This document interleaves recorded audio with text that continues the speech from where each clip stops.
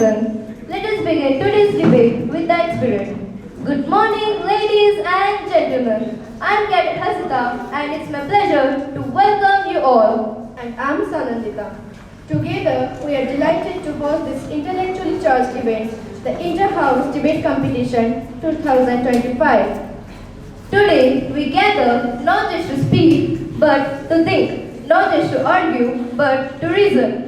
And of course, to celebrate the power of ideas delivered with clarity, conviction, and courage.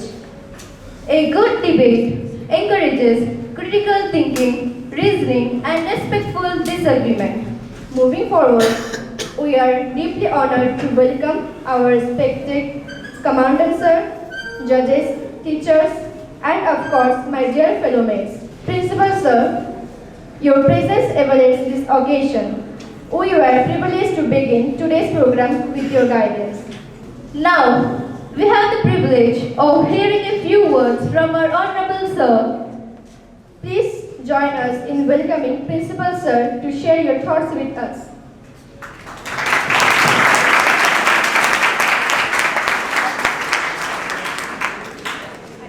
Good morning, students. Good morning, sir. Good morning, everyone. On the behalf of Pratham, I welcome you all on the occasion of our annual Inter-House Debate Competition 2025 for Course 3, Class 11. Round 1 of this event was conducted earlier. Based on that, 4 cadets from each house was selected for round 2. And today we are going to witness even the final round of this very important event.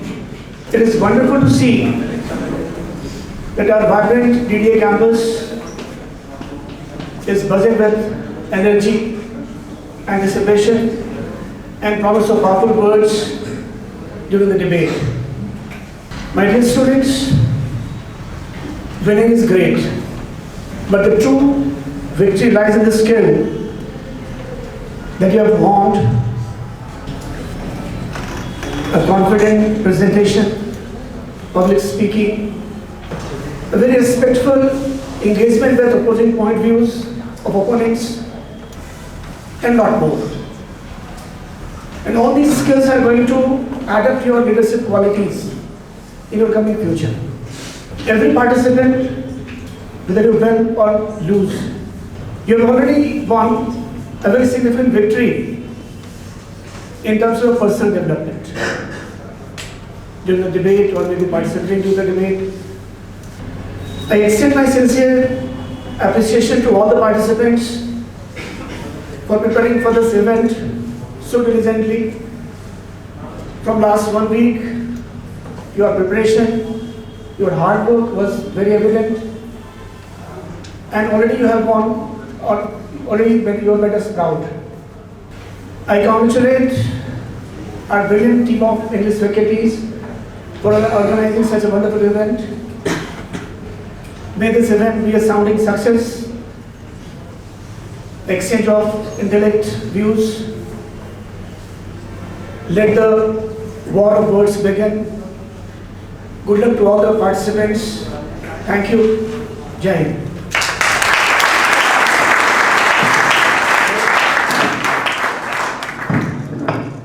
We sincerely thank our Principal Sir for addressing us with such a thoughtful insights.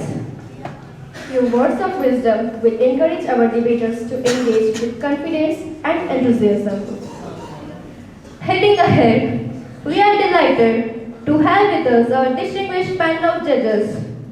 Please welcome Judge 1, Anshuman Sir, Judge 2, Sumit Sir, and Judge 3, Bhom Sir.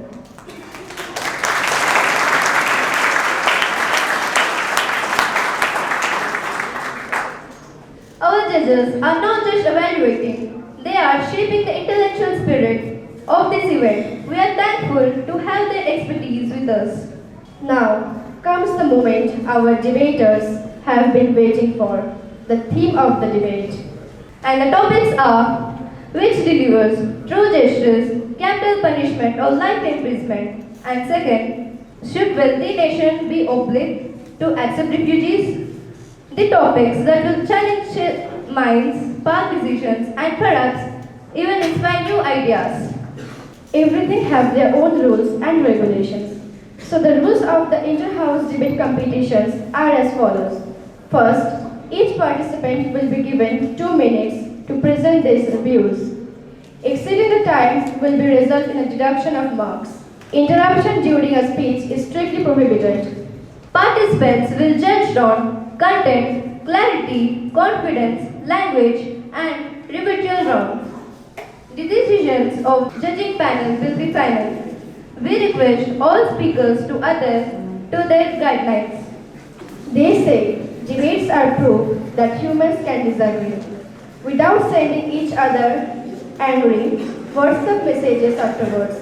Let's keep the same positive energy today. Without further delay, let's begin. We invite our first two teams, Team Vayu, who will speak for the motion defending the topic, which delivers true justice, capital punishment, or life imprisonment. And the participants are Riddhi Panda, Tejas, Sujal Thakur, and Abhinav Singh.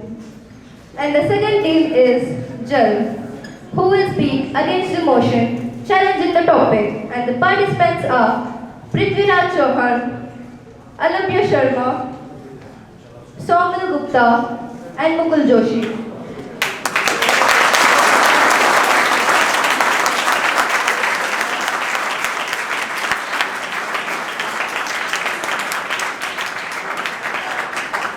Looking forward, our first speaker is Riddhi Panda from Vayu House, who will speak for the motion.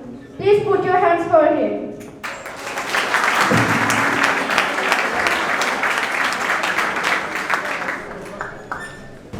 Behind every punishment of life sentence lies a story of consequence, one that the world remembers even when the world forgets. A very good morning and Jai Hind to one and all present over here. This is Cadet Riddhi Panda from Vayu House, standing in front of you all to speak for the topic life imprisonment. Respected judges, respected chief guests, and my fellow cadets, justice should not be confused with retribution. We live in a nation that values humanity, justice, and discipline as its utmost values. And we should also know that this nation does not demonstrate its strength by taking a life. It does the same by upholding a life and giving it another chance. Life imprisonment is a way of serving justice by punishing the offender for decades, so they reflect, suffer the consequences, and live out the natural burden of their own guilt. The possibility of judicial error, the irrevocability of death, and the evolving standards of human rights compel us to uphold life imprisonment as more human, morally stable, and just an alternative of other punishments. According to the National Crime Records of Bureau, there is a 29% decrease in the crime rates in the past few years due to life imprisonment. Also, it protects our society without ending a life and allows for the correction of judicial error. We should know that life imprisonment is a severe punishment, but it respects a policy that state should not kill. It supports rehabilitation over violence. Thank you.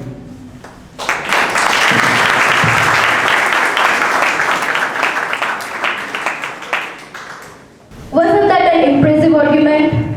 Absolutely. And keep that energy coming as we welcome our next debater, Saumil Gupta from Jal House, who will speak against the motion.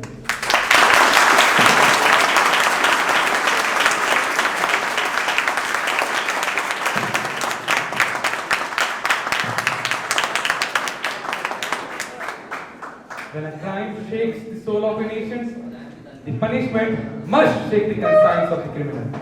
Honorable judges, respected teachers, and my friends, I, Saumil Gupta of Jal House, rise today to ask a simple question. How long must judges keep waiting while criminals keep living? Every day, grieving parents run from one courtroom to another, clutching photographs of their children they will never hold again. They sit through hearings, appeals, dealings, while the murderer who tore their lives apart sits safely behind the bars. Tell me, who is truly serving the life sentence, the killer or the parents? We speak of human rights. I ask, whose rights? The rights of the monster who showed no mercy, or the rights of the innocent who never got a second chance? Look at the nations like China. There, the law does not whisper, does not negotiate, does not bend. It strikes. It stands with victims and not with the criminals. If India ever needed a reminder, it was the Nirbhaya case. A crime so barbaric it shook the soul of the nation. And yet, 7 long years of appeals and months of petitions. Why Nirbhaya's family lived a lifetime of grief. 7 years for justice, 7 years of waiting. If this is what due process looks like, then we are not punishing criminals. We are protecting them. Opponents argue that death penalty is too harsh. Harsh? A man who inflicts unimaginable horror deserves no gentle hand in return. They say life imprisonment allows rehabilitation. Rehabilitation? You cannot rehabilitate a terrorist. You cannot cleanse the blood of a serial killer's hand. Some crimes are too evil for redemption. Justice must not tremble before brutality. Justice must be stronger than the crime it condemns. Capital punishment is not cruelty, it is justice. Final, necessary, and observed. Thank you so much.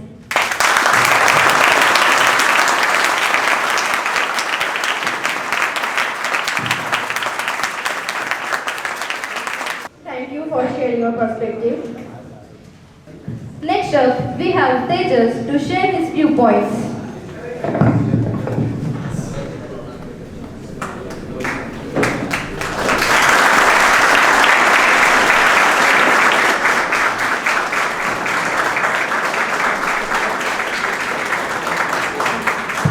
Good morning, everyone. Honorable judges, respected teachers, and my fellow debaters. We stand here today to advocate for a justice system that values both punishment, truth, and as well as punishment. As my fellow mate mentioned a very critical point in his speech, that about a judicial error. It is an irreversible error or executing an innocent person. The fundamental truth about the human system that values both fallible mistakes are made, evidence can be contaminated, and eyewitness can be unreliable, confessions can be corrupted, and when the state takes a life, there is no resource, no apology, and no remedy for a person who is wrongly killed. Life imprisonment, however, offers a safety net. A crucial distinction is the pursuit of genuine justice. A powerful real-life example of a judicial error in India is Akshardham terror attack case in 2002. In this case, several men are arrested and declared guilty in 2006. 3 of them were sentenced to death and others received life imprisonment. But in 2014, our Supreme Court of India confirmed that all of them were innocent. The court said that investigation was flawed and the evidence was weak and the convictions was forged. These men had spent years in jail for the crime which they never had committed. This case shows the biggest danger of capital punishment. If an innocent person is executed, the mistake can never be corrected. Thank you.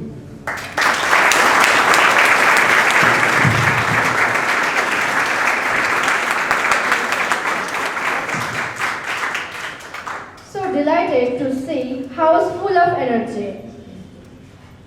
Great confidence to present such a strong point. Next, we have Prithviraj Chauhan.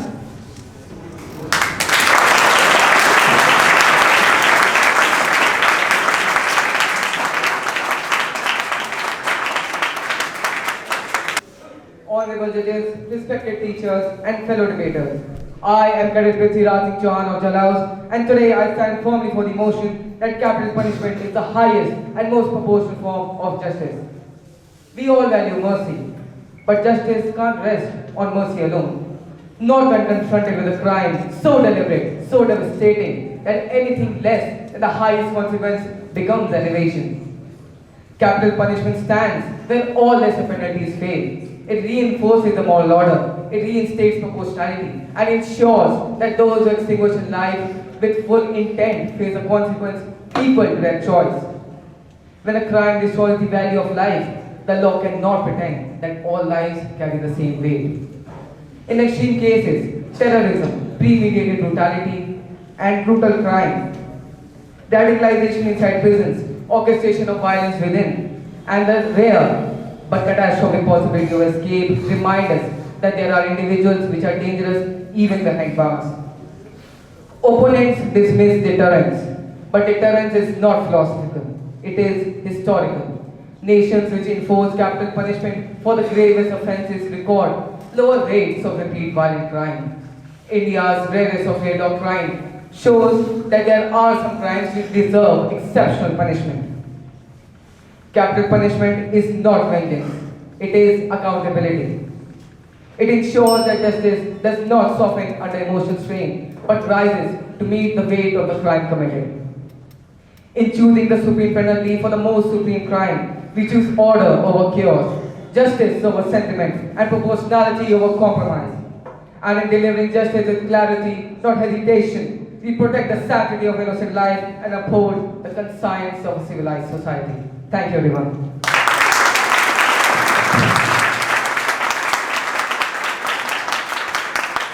The debate is getting exciting. Let's keep the energy high. And now, we welcome our next debater, Sujal Tagore, to share his thoughts.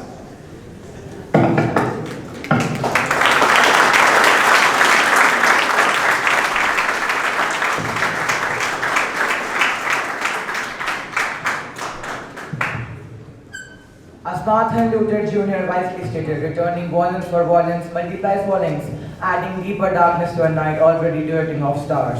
Honorable judges, worthy opponents, and fellow cadets. Today, the motion before us is life imprisonment gives everyone a second chance. This might seem a little paradoxical. Life imprisonment is arguable. It's the most sore punishment that is given next to death penalty. By this, we can understand the gravity of the criminal's offense.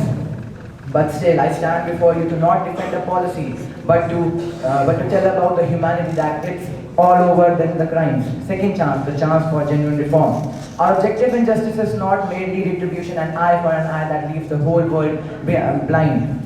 Our system must look forward. We operate on the principles that human nature is capable to be changed, that human must given a second chance and must be guided back on the spiritual and the proportional path.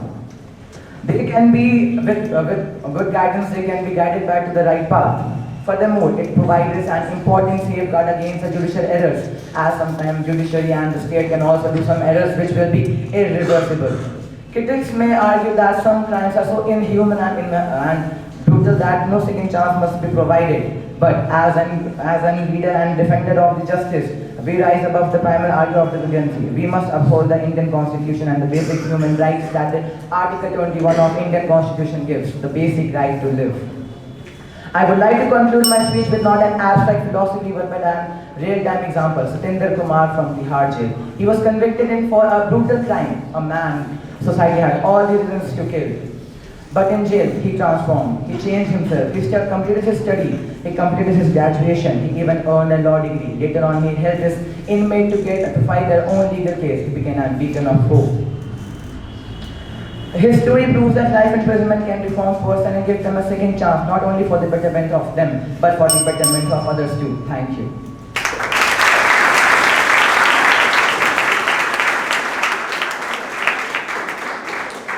That was compelling argument. Next we have Mukul Joshi to defend his stance.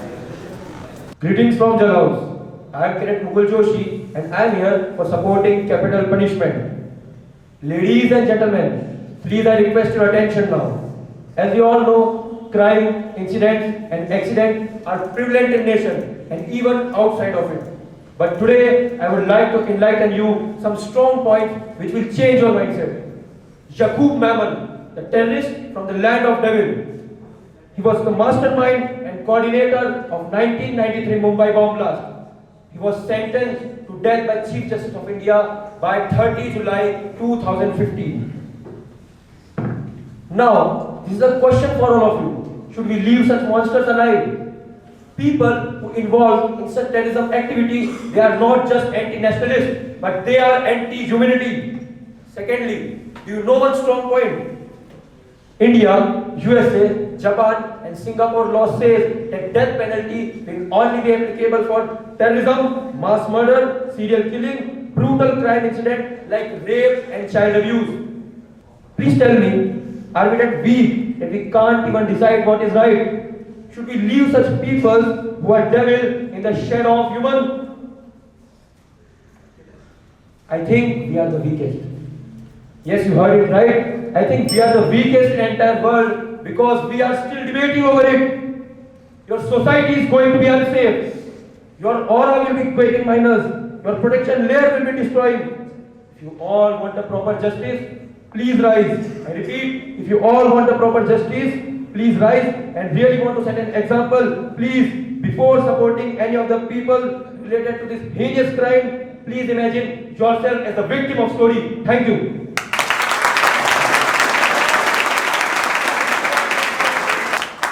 Such a marvelous speech. Totally impressed by cadets. Every participant at their highest. Next up, we have Abhinav to defend his team.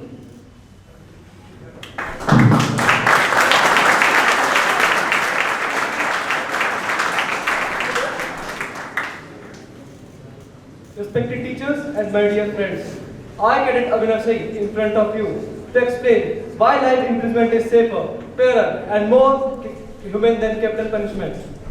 The purpose of any justice system is twofold: to protect our society and to ensure fairness.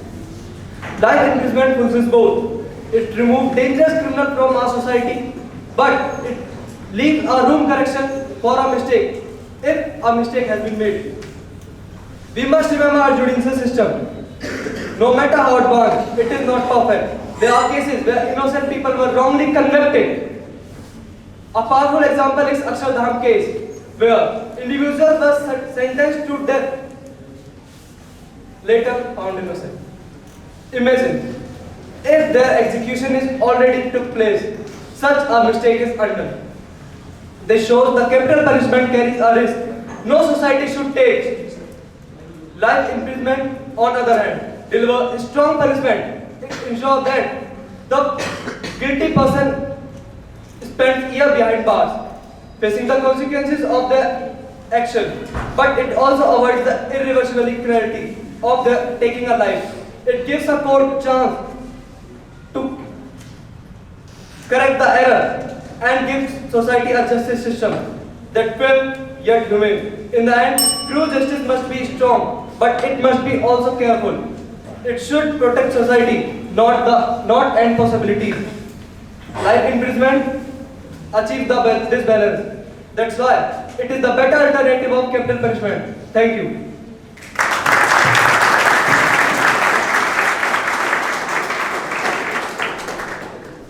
Thank you. We are truly honored to have such a talented speaker among us. With this, we have Alabhi Sharma, the last speaker from opposition.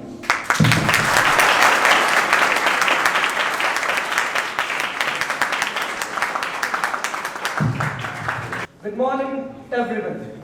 I am Alabhi Sharma, and I stand firmly for the belief that capital punishment delivers justice better than life imprisonment. First, permanent incapacitation and public safety. When someone commits a brutal, unforgivable crime, society cannot risk even a shadow of danger again. Life imprisonment still keeps the criminal alive, but capital punishment ends the threat permanently. As the saying goes, justice is the first duty of society, and the society deserves safety. Second, closure for victims' families. No parent, no child, or no loved one can heal knowing the fact the criminal destroyed their life, the one destroyed their family is still breathing. Capital punishment brings finality. A closer life imprisonment can never offer. As many grieving families say, we cannot move on while they still live on. Now let's talk about humanity. People argue it's inhumane, but I ask, was the criminal humane? He who shows no humanity cannot demand it. Humanity cannot be a shield for those who destroyed it with cruelty. And justice also means giving one what one deserves.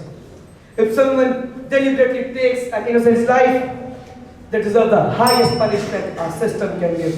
Finally, moral forfeiture of rights. Rights come with responsibilities. When someone commits the darkest of crimes, they forfeit their right to live among us. So yes, capital punishment is not cruelty. It is justice. It is protection. It is closure. And it is exactly what society needs to remain humane. Thank you.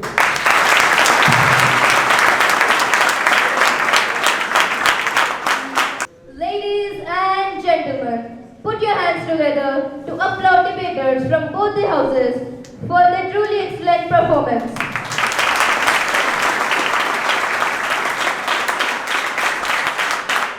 It's more than just a discussion. It is a structured exchange of ideas on a specific topic. Up next, we have next two teams, Team Agni, who will speak for the motion defending the topic, should wealthy nations be obliged to accept refugees? And the next team is Thal, who will speak against the motion challenging the topic.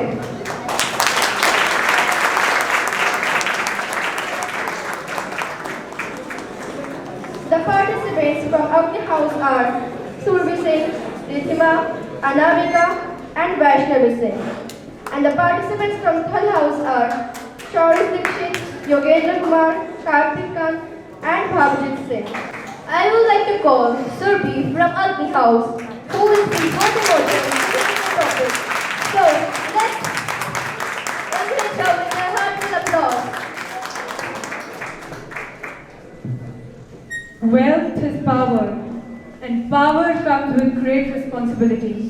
A very good morning to the House at large. Today I and my teammates present before you, standing firmly for the motion that wealthy nations should be obligated to accept refugees. Do you know about Albert Einstein, Sergey Brin, or the supermodel Iman? Let me light the lamp. These established personalities were once refugees who were expelled from their countries either because of persecution or because of civil war.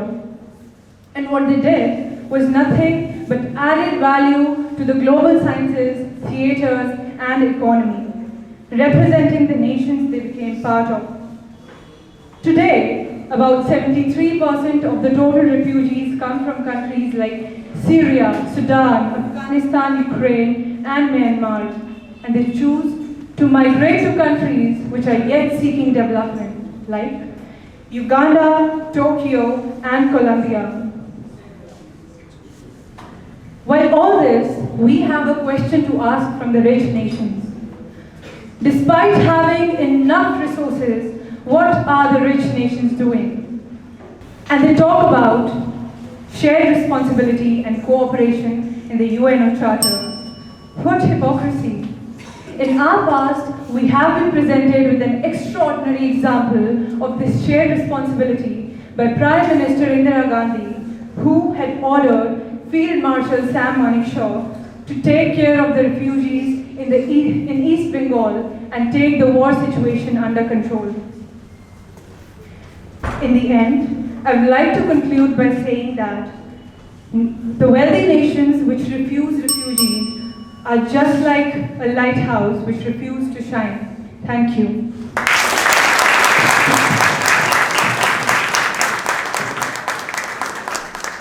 That was an impressive argument by our speaker. With this, now I would like to call Sudhir Verma from Thal House. Let's put your hands together.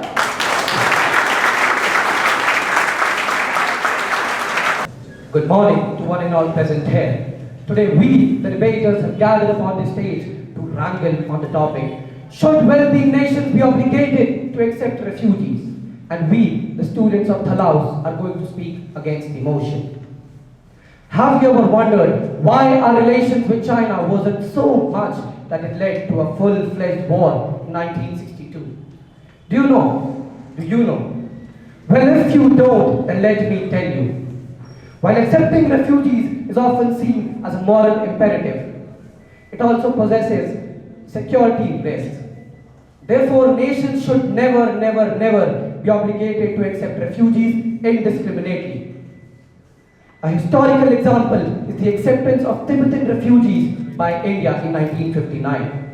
When China invaded Tibet, hundreds and thousands of Tibetan refugees fled to our nation alongside His Holiness the Dalai Lama and settled in states such as Assam, Manipur, Himachal Pradesh, etc.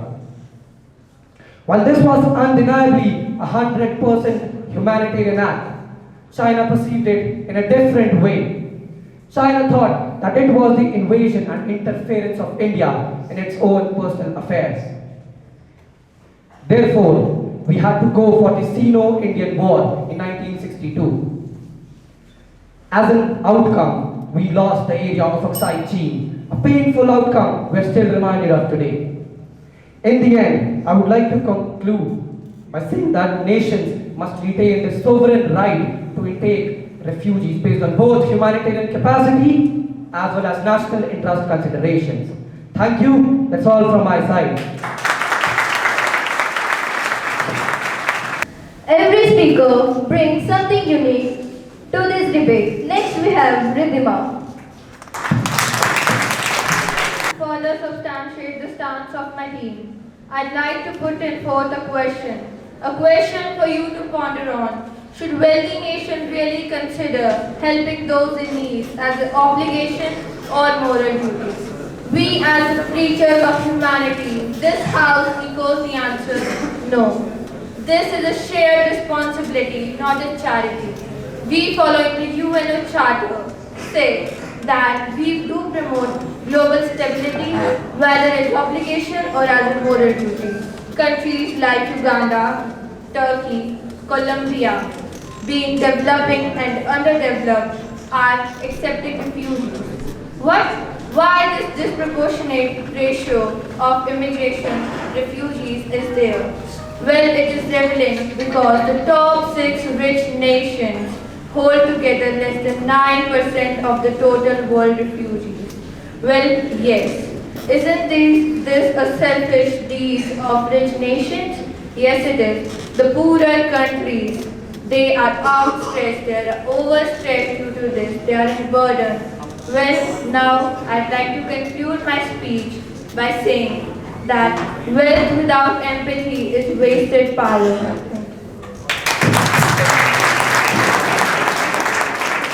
What a powerful argument. Let's appreciate that uniqueness. Now, our next speaker is Yogendra Kumar. Ladies and gentlemen, respected judges and opponents, today we stand firmly against the idea that a wealthy nation should be obligated to accept refugees. And I want to explain this through the reality that India has been facing for many years. As we all know, that India is a developing country and already struggling to provide more job opportunity and better facilities to the citizens of India. But now imagine a condition where thousands of people entering from outside without any clear documentation and records. Then what will happen? In a state like Assam, local people begin noticing something, that the crowd are increasing, more decreasing wages and land disputes are increasing. And people asking the same question to the government, why we are facing a lot of problems in our nation. This is not just about a increasing population, it is about changes in everybody's life. Think of a local worker who is moving here and there in the search of work and trying hard to fill their children's feet. And think of the government school and the student who learning suffer. Think of a hospital where people are waiting in a long line in the hope of better treatment, but suddenly the line doubles. Now, let us be clear that I am not against the refugees and not claiming that refugees are villains, but I want to assure that our country should first take care of our citizens and our secure boundaries. At last, I want to conclude my speech by the sentence that a country is not a guest house. It is a responsibility. It is the responsibility of citizens and the leader to take care of citizens and secure its boundary. Thank you.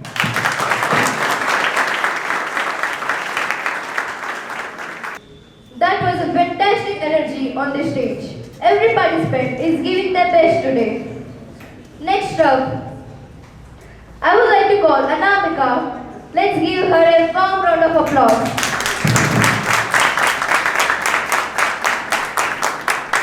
In the words of Hugh Rogers, I quote, "Refugees are not terrorists, they are often the first victim of terrorism." I end quote. What are we talking about today is not just an issue which is being ignored, but a silent expression of those masses who are in need of genuine help. Before any further, I would like to ask a question to the audience. For countries like Japan, can refugees help sustain essential services? The answer is yes, they can. For countries like Japan, with aging populations, refugees help to sustain essential services by keeping it economic and dynamic and prevent labor shortages, which otherwise hampers growth. After World War II, the international authority created the Refugee Convention and later the 1967 Protocol, committing the countries to protect the people and respecting the principles of non-refoulement, which means not sending people back to danger. Canada admitted over 2 lakh refugees between 2016 and 2022, and its own evaluation shows that refugees are integrating, working and contributing to the labor market over time, which helps when given language and employment support. We know, therefore, refugees contribute to a country in economic growth through labor, taxes, entrepreneurship. When refugees come, they often bring with themselves the people of every race, religion, and region. So, my comrades, at the end, I would like to say that it is clear, what is clear is that when refugees come, they are not the terrorists, but help. Thank you.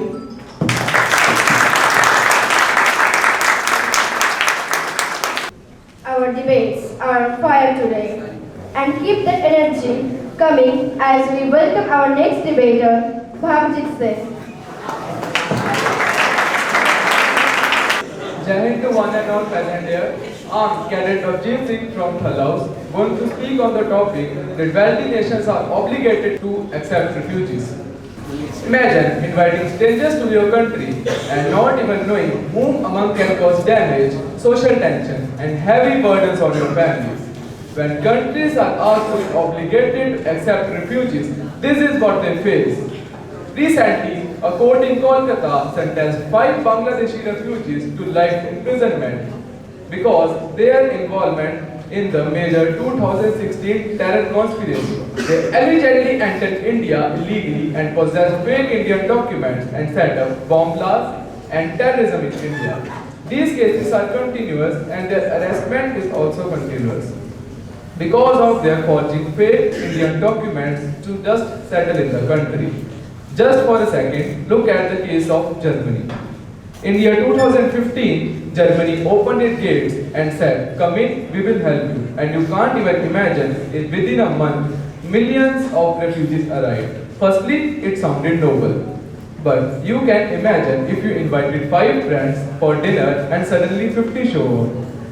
If you want to host them, you don't even have enough space, food, or plates, etc. to feed them.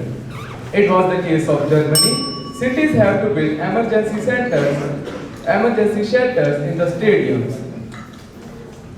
This was not because they had refugees, it was because their own needs were pushed to the background. Thank you.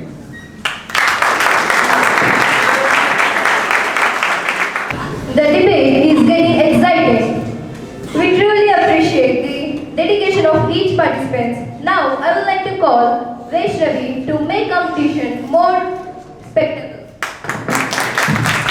In the words of the Inlakanuru, I quote, "Borders are shields, not barriers."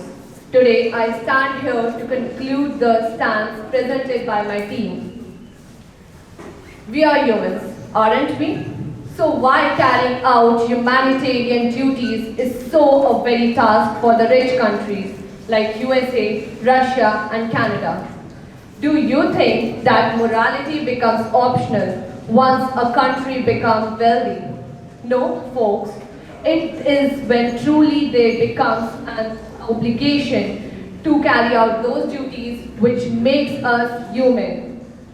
According to the recent calculated stats, in 2024, 1,88,000 refugees were resettled in those countries which are seeking already development. This displacement is massive and growing, and the actual resettlement capacity is dramatically insufficient. Why? Why are the rich countries not carrying out their duties, which they boldly announce in the International Forum of the Records? Rich nation loves to preach human rights, yet Hungary's 2015 razor wire fences showed those rights end at the border. Sarcasm, right? Funny how countries can airlift weapons across countries, but claim it's logically impossible to airlift people fleeing war. At last, I want to conclude by saying the words of Kofi Annan. Refugees are mothers, brothers, sisters, and fathers. They are human like you and me. Jai Hind.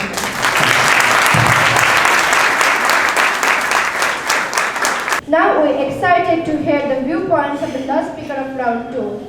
Let's give a big round of applause for Karthik. I'm Karthik and I strongly stand against the motion.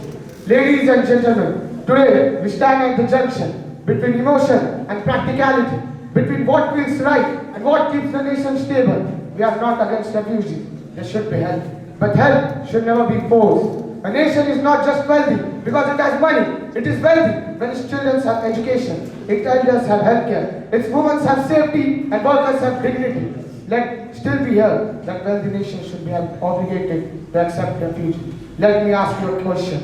Is a doctor obligated to treat endless patients? Is a teacher obligated to teach 200 students? Is your family obligated to adopt a child just because you have space? No, of course not.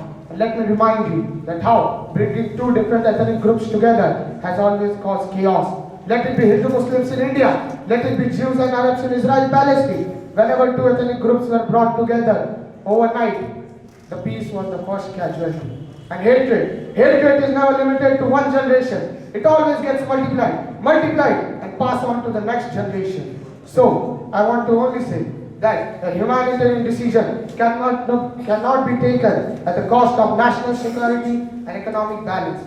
Ladies and gentlemen, helping refugees is noble, but that cannot come at the cost of national security. Ladies, we are not against humanity, we are accepting stability. And that's all from my side. Jai Hind.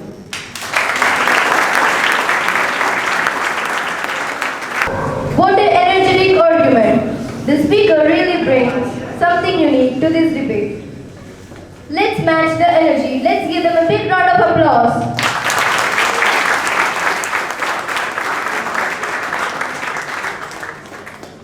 So ladies and gentlemen, till the result is being prepared, I would like to call Commandant Sir to motivate us with his words of wisdom.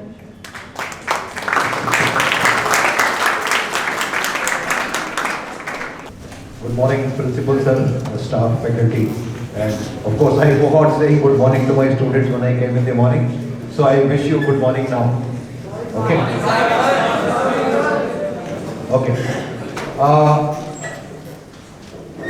Having behind me all this experience that I had in the service and as a student, as you are sitting now, I feel happy every day the way our younger generation, that means you people, are growing up.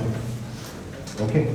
And my effort always remains that somehow push you onto the track where you acquire multiple capabilities in your own personality so that you are invincible, each of you. Okay?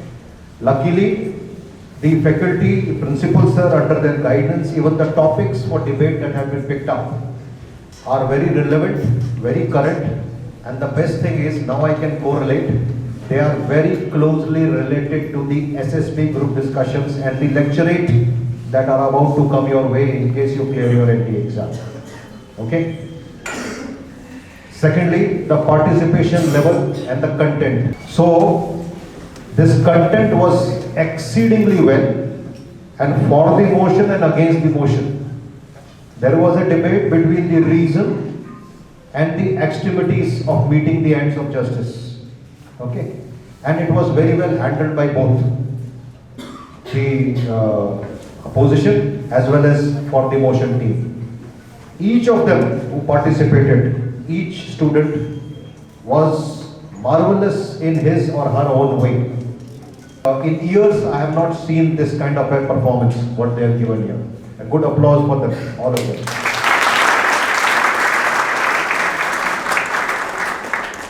Now, once you go for the group discussion, whether in the SSB or anywhere else, or go for lecturate, the points which were considered for the motion and against the motion, both are discussed there, and then it slowly gets concluded in an outcome. Okay?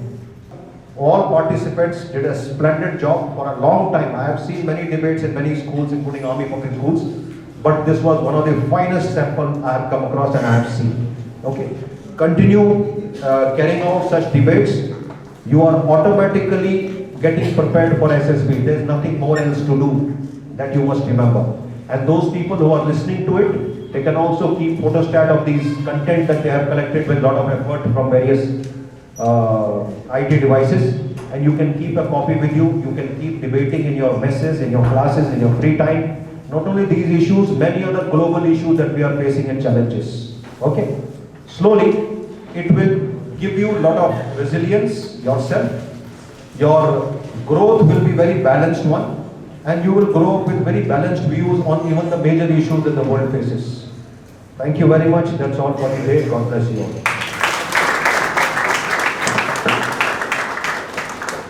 Thank you for your time and contribution to the debate. Your speech was both informative and inspiring. Thank you. After careful evaluation by our esteemed judges based on content, presentation, and overall performance, the results have been finalized. And now I am delighted to announce the two teams selected the next round are. The selected teams are Jal and the second team is Agni.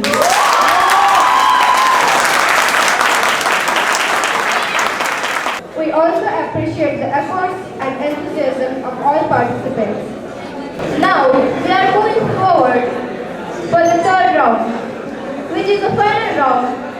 The winners team, Jal and team Agni, will participate in this round. After the mutual agreement of jury, it has been declared that Jal House will speak by against the motion and Agni will speak for the motion. For the third round, 5 minutes time is given to each team to prepare their final topic.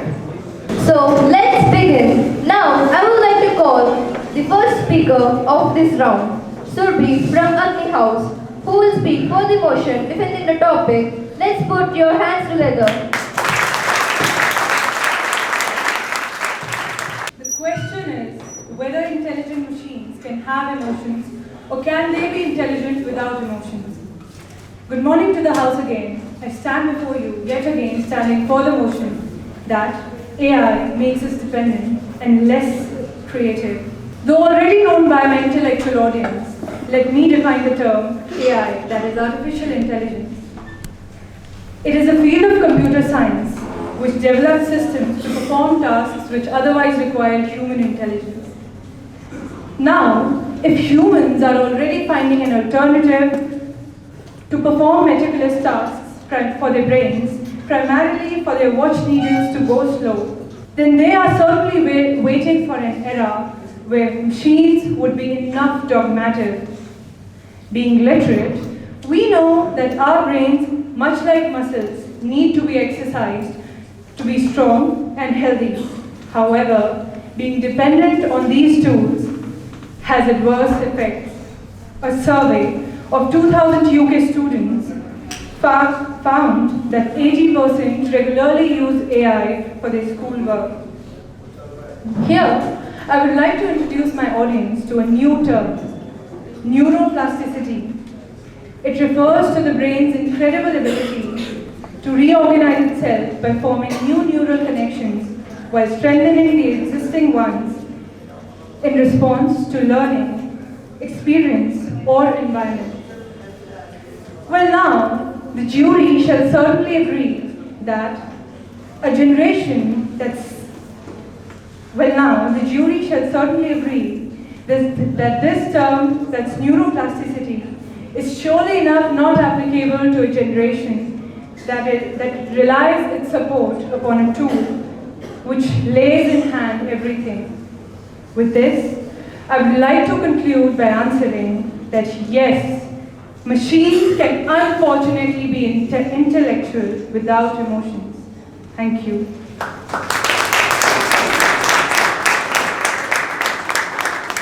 The way she argued was really mind-blowing. With this, we have our next speaker, Alabia from Jal House, is ready to challenge the topic. Honorable judges, respected teachers, and my worthy opponents. Today, we stand firmly against the motion that AI makes humans dependent and less creative. In fact, AI does the opposite. It enhances human capabilities, expands creativity, and democratizes innovation. Let me begin by saying the truth. AI is not replacing creativity. It is multiplying it. Opponents argue that AI weakens thinking. But if using AI makes us less creative, then by that logic, using calculators should make us less mathematical. Yet, no one calls calculators dangerous. Why the double standard, huh? AI is not replacing thought. It is extending it. As our opponents mentioned, according to the research commissioned by Oxford University Press, 80% of the students aged 13 to 18 in the United Kingdom use AI regularly for schoolwork. This figure is not the proof of declining creativity. It is the proof that students are learning how to integrate tools using responsibly. Just as a past generation once feared computers, internet, and even textbooks. Here's another undeniable truth. Human plus AI is always greater than human alone. AI assists, we create. If AI truly destroys jobs, then where do we now have entirely new careers like prompt engineers, AI ethicists, data curators, and even machine learning auditors? Technology doesn't eliminate work, it reshapes it, just as electricity, computers, and the internet once did. And about deepfakes, let's just be honest. Misuse isn't a tech problem, it is a human problem. Blaming AI for deepfakes is like blaming cameras for forgery, or even blaming cars for accidents. Let me end with a light yet powerful quote. Artificial intelligence is the study of how to make real computers act like the ones in movies. This reminds us, AI is a tool, not a threat, a helper, not a replacement. Ladies and gentlemen, AI does not make us less creative. AI is not replacing us, it is extending us. Thank you. Let's keep that movie going ahead. Our next speaker is Ridhima. If you ask me about being concerned for increase in artificial intelligence, my answer would be no. I'm more concerned about decrease in real intelligence. Due to AI, one's creativity is dying faster than attention span. As AI generates 50 logos in 5 seconds, who bothers learning art? As a result of study conducted by Oxford University, 80% of students use AI and 62% of those claim that it has negatively impacted their learning skills and problem-solving skills. Creativity's shortcut kills intuition. AI didn't make us smarter, it made us obedient. Creativity left the chat, we didn't even notice. But to AI, humans are co-pilots, not pilots. AI take the wheel, human just approve outputs. Dependency, it is no longer just a side effect, it has become a whole business model. Companies want you to use AI, they want you to be engaged in it, they want you to be helpless. As humans, we used to dream, we used to invent. Now, we just generate, regenerate, and panic if Wi-Fi drops. As humans overestimate their intelligence when aided by AI. I would like to end by saying AI hand-feed ideas, it cut human wings to fly further. Thank you.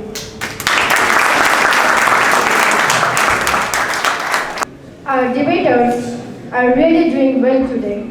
Let's match their energy. Up next, I would like to call Mukul.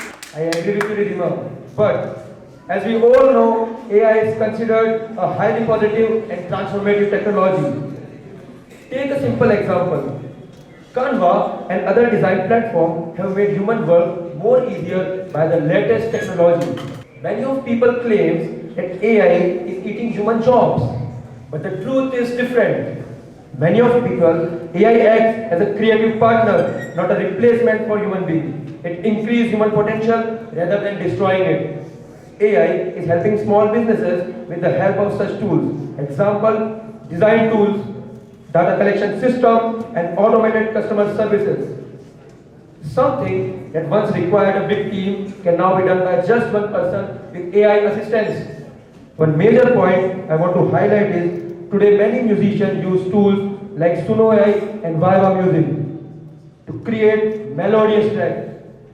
These tools are not replacing musicians, these are inspiring the youth.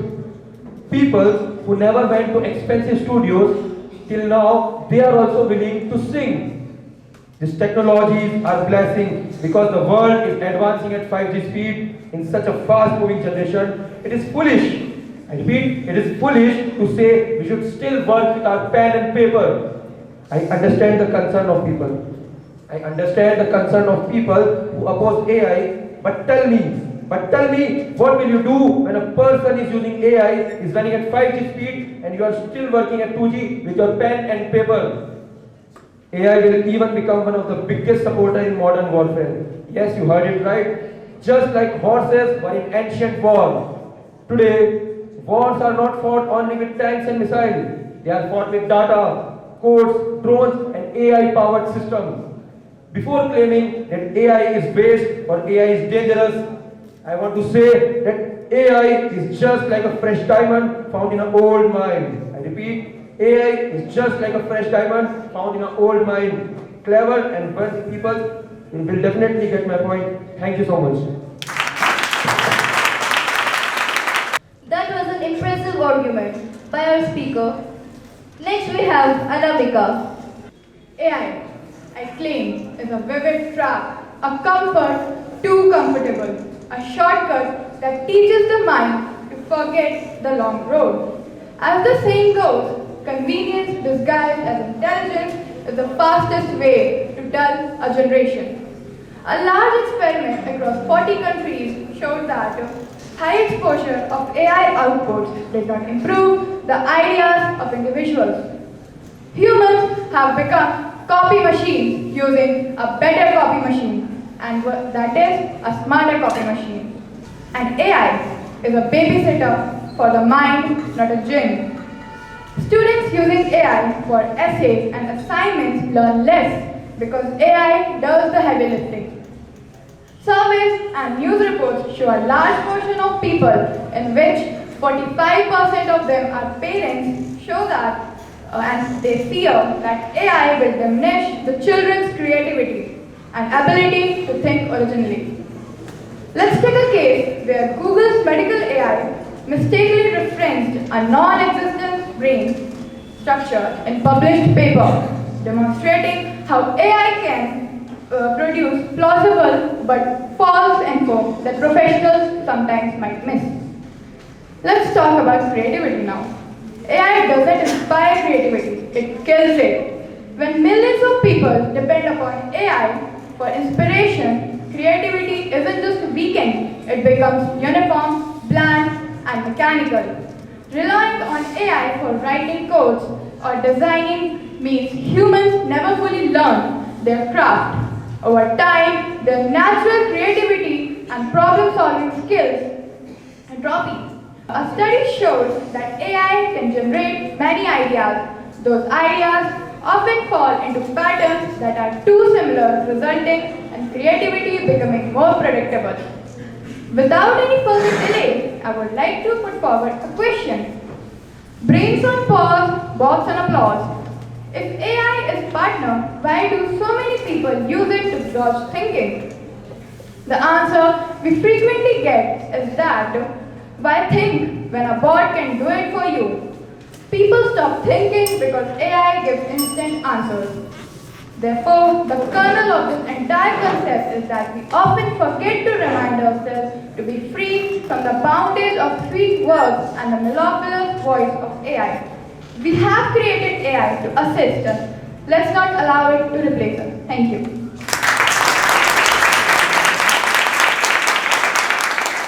Thank you, Anamika. Moving forward, we have Prithviraj.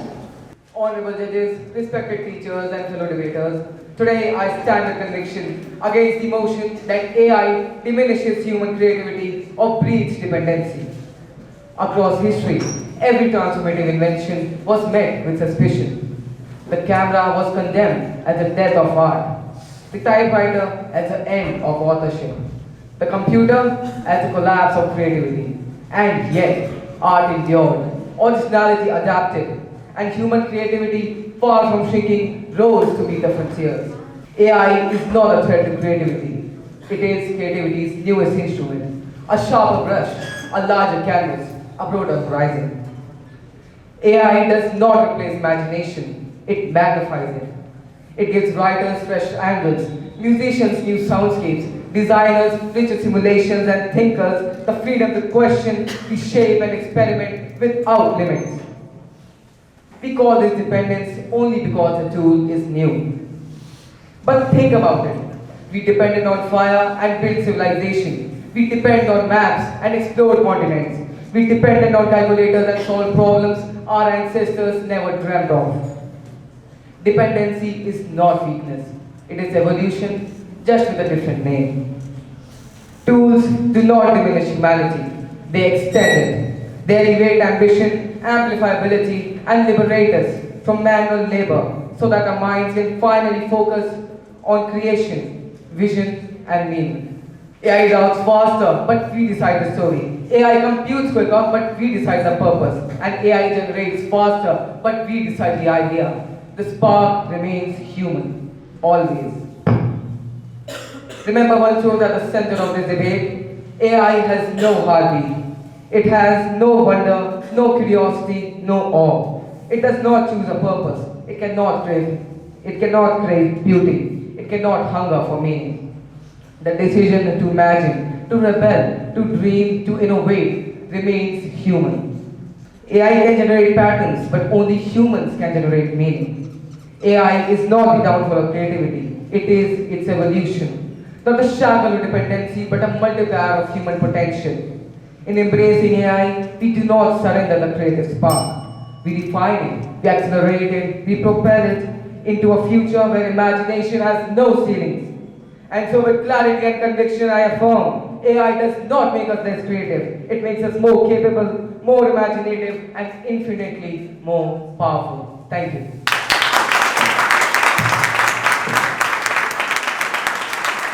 Thank you, Prithviraj, for sharing your perspective.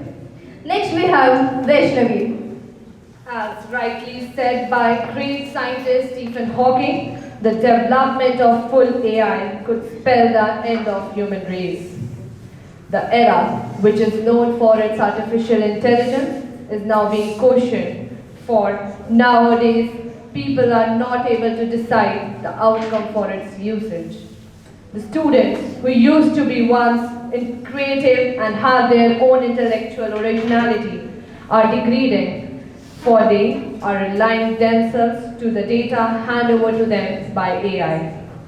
According to the studies, there is prevalency of idea homogenization, where similar ideas are often generated, reducing diversity and originality. If AI creativity, then why did a 2023 study show that 70% of students admitted they used AI to avoid thinking and not enhance them? Creativity thrives on struggle. AI removes the struggle and with it the stark. If AI is making us better, then every microwave must make a person master chef. If shelving their intellectuality is improvement, then congratulations. Humanity is sprinting towards becoming spectators in its own story, applauding a tool it built while forgetting now to use its own mind. AI is like a coffin and every prompt is the nail. Thank you, Anshuman.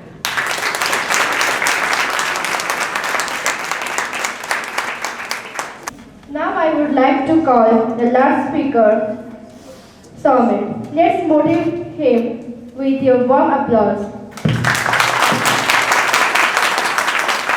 Honorable judges, respected teachers, and my dear friends.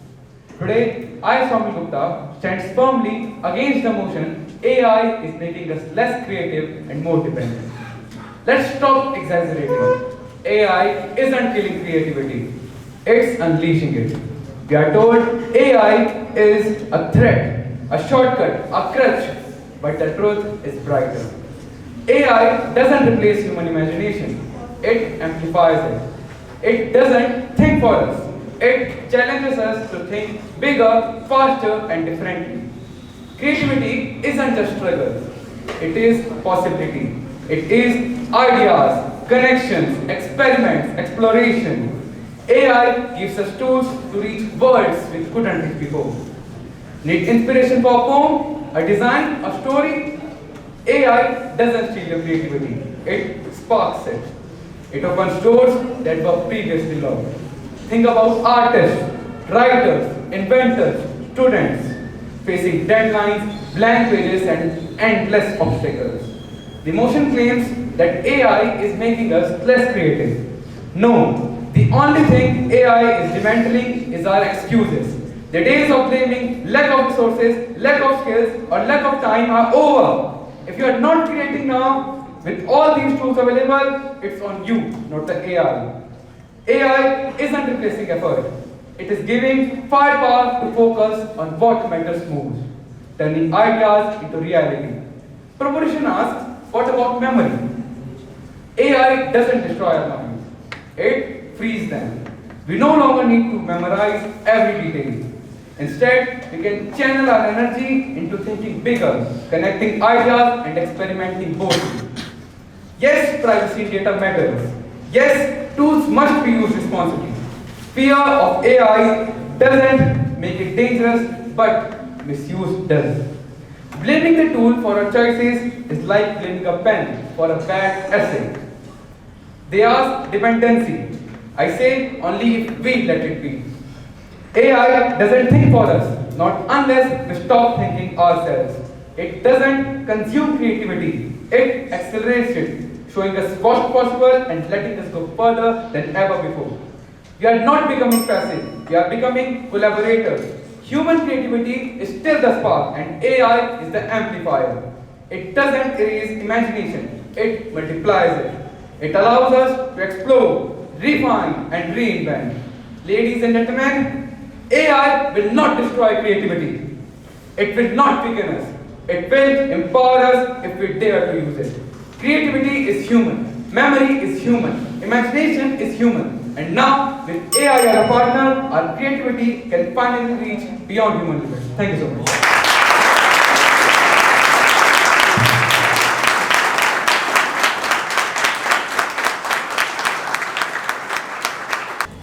That argument definitely added something interesting to this debate.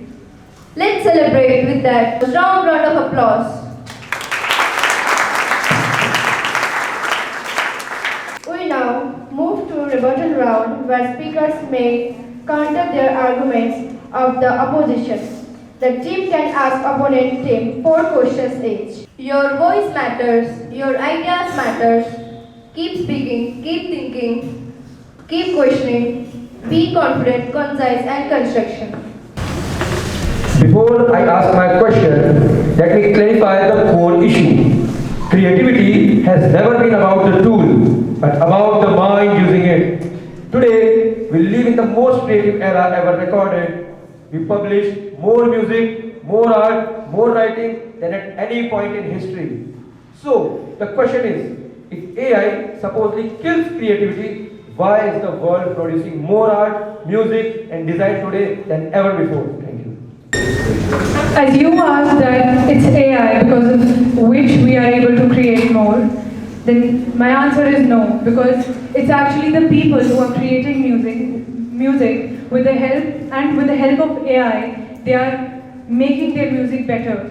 The creation still lies in human hands. As stated by you multiple times, I would like to ask, how does AI amplify creative potential rather than replacing it? Throughout history, tools that reduce effort have increased human ability.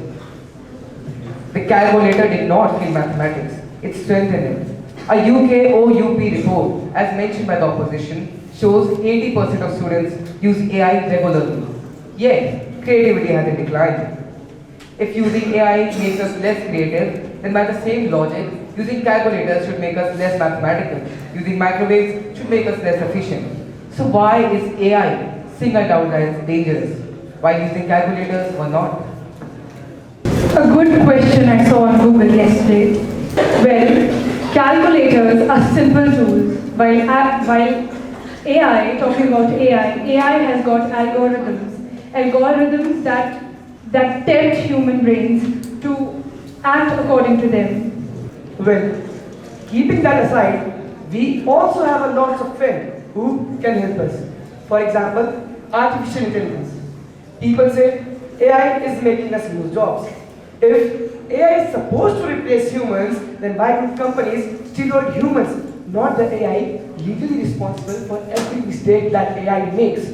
It's because, be it whatever, we would still require human labor in any job to handle the AI tools. Human progress has always involved depending on better tools, from the wheel to electricity. Dependence on good tools is not weakness, it is evolution. If AI makes us dependent, then aren't we already dependent on language, memory aids, electricity, or even Google Maps? Why panic about this one tool?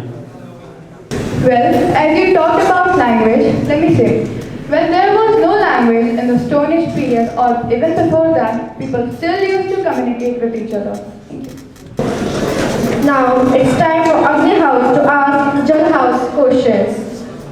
If students are learning to collaborate with tools as said by the principal speaker, then why do we have a majority of the worldwide being oppressed with anxiety burden? Is it a wrong collaboration?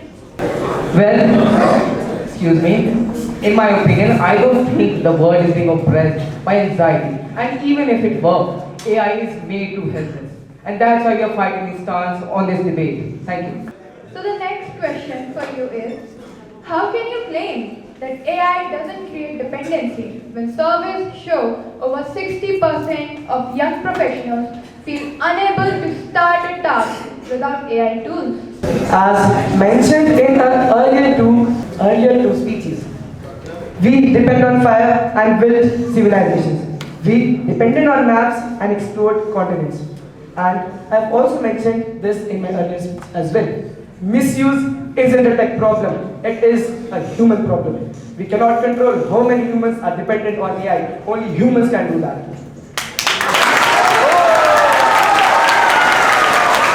What a thinking level. What a voice of questioning. Really mind-blowing. Let's put your hands together. Cheer them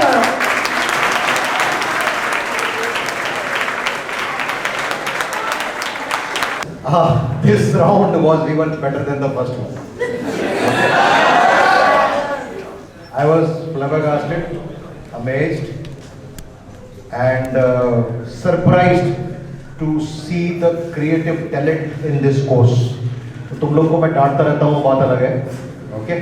But डांटने का भी aim ये है कि that you must progress, you must become something invincible. That is why.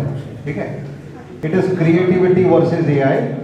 So they had a difficult target. You had a little easier path, and notwithstanding as to which way the verdict will go, whether you win or you win. Okay, I'm not saying that. Even if somebody wins, it's just matter of marks. Otherwise, both were doing neck to neck.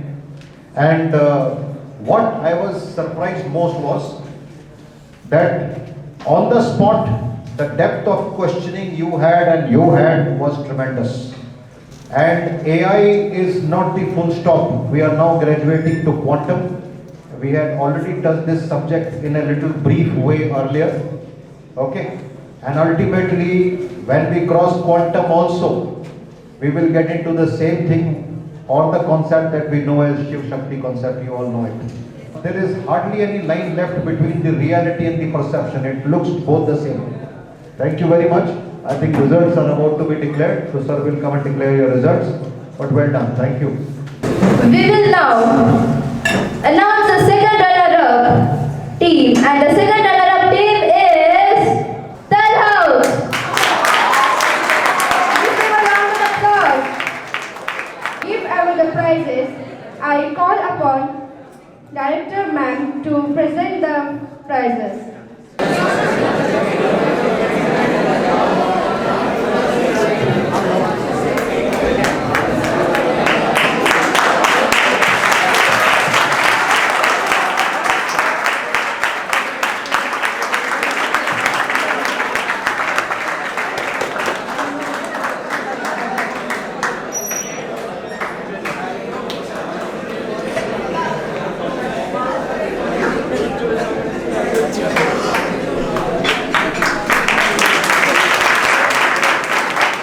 The first runner-up is Agni House.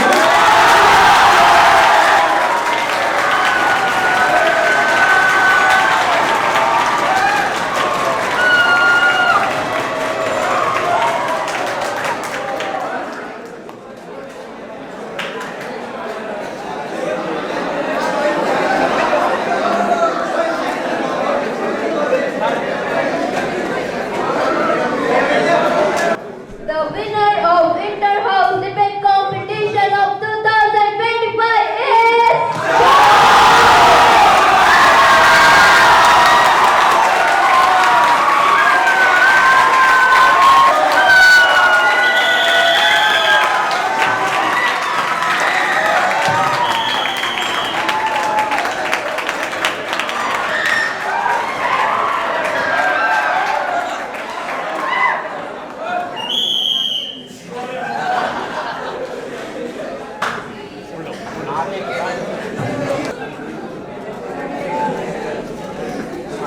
I must thank the entire English faculty for this round. I was a little late and I was able to see the second round only, but well debated both the teams. The topic AI, I think it's a difficult topic, but AI has been helping us a lot also. And I was surprised that without the help of AI, you all were here. Did you take the help of AI? A little. So, but while debating, I could see that they were your ideas only, not AI. So, answer to your questions, but AI has been helping us a lot also in the field of medicine. I think that nobody touched that topic, what I could make out, but medicine is one field where AI has helped us a lot, and I'm really grateful that who invented AI? It was us humans only. Humans only who invented AI, so then answer to most of your questions is that only. And girls, very well. Those who lost also, those who won also, it's not about winning or losing, it is about participating. So next time I want to see more participants. I hope we have more of these debates because they help you out with your career also, what you are planning to do in future. I think Commandant Sir will be more able to guide you for these sort of topics and these debates. Sir, I hope we have more rounds of these debates. Kindly subscribe D-Day YouTube channel and don't forget to press bell icon.